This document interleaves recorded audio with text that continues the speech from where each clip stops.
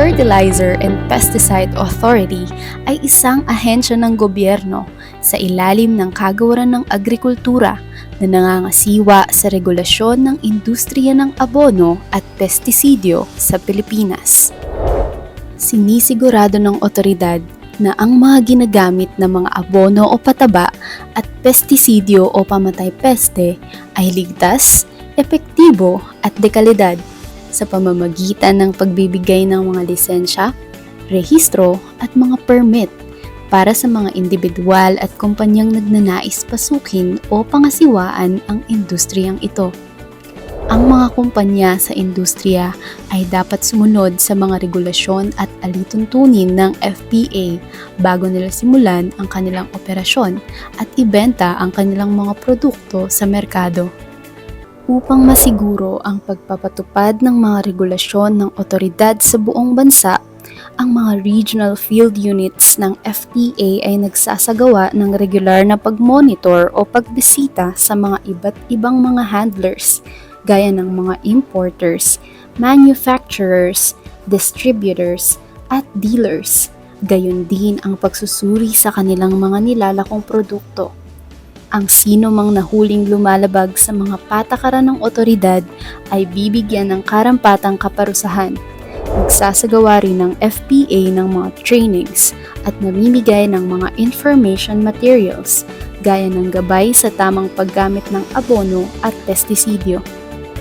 Samantala, ang lahat ng mga kabilang sa industriya ay kailangang magsagawa ng mga trainings o mga pagsasanay para sa mga magsasaka o publiko ukol sa ligtas at tamang paggamit ng kanilang produktong pestisidyo. Ito ay upang masigurong ligtas ang kapaligiran at ang pampublikong pangkalusugan mula sa masamang epektong kaakibat ng paggamit ng pestisidyo.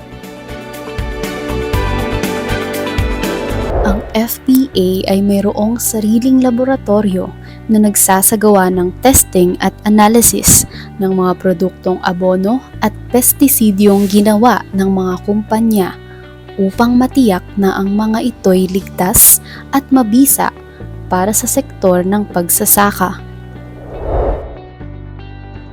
Inaayon ng FPA ang regulasyon nito batay sa mga internasyonal na pamantayan na inilabas ng mga internasyonal na organisasyon tulad ng World Health Organization, Food Agricultural Organization, at Globally Harmonized System of Classification and Labeling of Chemicals upang maging globally competitive ang industriya. Sa aming tungkuling pagbutihin ang aming regulasyon, patuloy naming papairalin ang pagiging pantay at patas sa pagpapatupad ng aming regulasyon na walang sino mang mas nakakalamang. Sa bawat regulasyong aming ginagawa at ipinapatupad, batid naming mahalaga ang kontribusyon ng mga magsasaka, industriyang nasa ilalim ng aming regulasyon, mga mananaliksik at dalubhasa sa akademya, mga civil society organizations at mga ibang ahensya ng gobyerno. Tungo sa hangaring magkaroon ng sapat na pagkain para sa bawat Pilipino at sa pagsasakatuparan ng isang bansang may maunlad na pagsasaka, sisikapin din ng FPA na maglingkod na may kahusayan, integridad at malasakit sa bayan.